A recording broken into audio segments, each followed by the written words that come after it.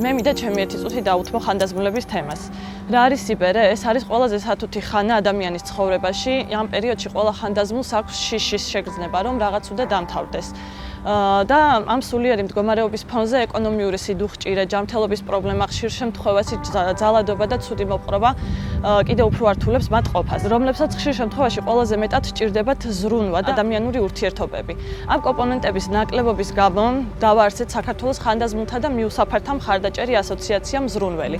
ჩვენი მიზანია ხანდაზმულთა უფლებების დაცვა, მაქსიმალურად ხელშეწყობა მათთვის კარგი პირობების შექმნისთვის, რათა იგრძნონ საკუთარი საჭიროება საზოგადოებაში.